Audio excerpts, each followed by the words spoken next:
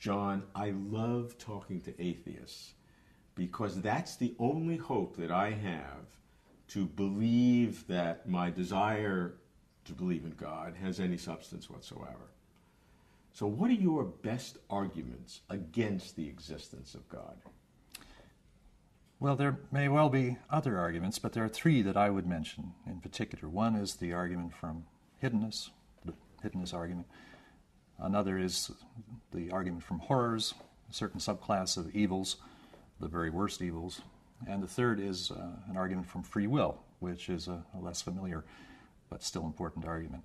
So let's take those in turn.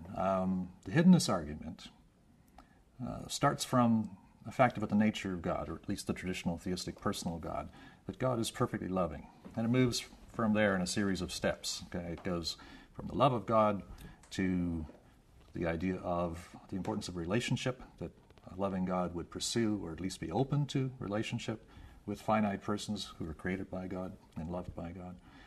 And then it makes the point that for God to really be open like that, people have to be in a position to participate in relationship with God. For that to be the case, they have to be able to believe that God exists.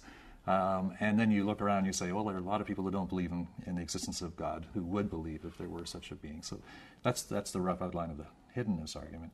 The argument from horrors says, look, these are the worst, the absolutely worst evils, the ones that, as Marilyn McCord Adams defined the category of horrendous evils, the ones that give those who suffer or perpetrate them a reason to think that their life is not worth living. Okay, so why would a God permit these awful things to occur? And I think that the argument from horrors is even more impressive today because more and more we are becoming empathetic creatures. We're becoming more and more empathetic. And so when we think about what a perfect God would have to have, what a perfect personal God would have to have, one of the things we're going to say is unsurpassable empathy. And when you look at people who are empathetic and compassionate, the more empathetic and compassionate they are, the more they seek to get rid of horrors if they can, or to prevent them. And so if God is unsurpassably empathetic and compassionate, wouldn't God get rid of horrors altogether? That's one way of putting the argument from horrors. The argument from free will says, look, free will is often thought to be a solution to problems for theists, like a solution to the problem of evil, but it's actually itself a problem when you think about all the different ways the world might have been. And you think about all the different sorts of relationship between finite persons and God that might get along perfectly well without free will. A lot more would need to be said to develop that point, but the argument is that we wouldn't expect to find that finite persons have free will because of all of the alternative ways that things could have been, which wouldn't have brought with them the problem of evil. So that's a rough outline of three arguments that I would put forward. Okay, I mean, let me consider it because these are very serious arguments. From hiddenness, I would say that you are requiring God to march to your drumbeat. That it is that everything has to be happening now. You don't allow a future possibility that God may deal with beings and human beings in some future sense, or there's an afterlife or something like that. And the world that you have, in fact, for both of the first two arguments, would seem to be like a toy world, a simplistic world, that the real world may be more complicated than as God has defined it. So from the hiddenness argument, if God were obvious and everybody believed in God, I don't know if it'd be all that interesting anymore. It would just, I don't know. I mean, I wouldn't be that interested. I'm going to give you all three of my arguments. Okay. Then you can come back at me. Now, on evil, we all agree with what you say, of course, but the free will defense is part of it. But to me, that is not totally satisfying. There has to be a deeper sense of that. I believe that if there is a God, and we know there is evil, I believe that God created that evil. Now, most theists, vast majority of theists, would throw up their hands at horror at that. But I believe that. I believe it's the only self-consistent way you can think about evil, that God created evil as part of a system to understand some deep nature of reality or build the. And anyway, the evil that we would have is something that would be within a finite period of time, less than 100 years, the worst evil you could have. And so you have to have an afterlife. So to be self-consistent, you need an afterlife, and you have this infinite relationship to a small time that you suffer the evil. On the free will, on free will, I think that's perhaps harder. It's a little more complicated, but I guess I would say that worlds without free will, though you can imagine that, are secondary worlds. That I would give up a lot before I'd want to give up free will. I mean, I'd suffer evil myself. I would suffer horrors myself, if as long as it's a finite process of time, to keep my free will. Well, that's it. Yeah. That's all I got. To respond to your first point about fashioning God in our own image, really what we're doing is looking at what's implied by aspects of the concept of God to which theists are committed. And so you look at what it means to say that God is perfectly loving, and you can bring out certain consequences that just logically follow given the concept of love, okay, if you think about what it means to be loving. Now, God could have, been off the hook in this regard if God just hadn't created any finite persons, or if no finite persons existed right now. But given that there are finite persons created by God, who would then have to be loved by God if God is perfectly loving, and that they exist right now, then right now there is a problem of hiddenness. Yeah, and I agree, but that falls apart if there is an afterlife or some continuation of that person in the future. Are you suggesting that God might put off the relationship until the future? Sure. Okay. Perhaps for the sake of...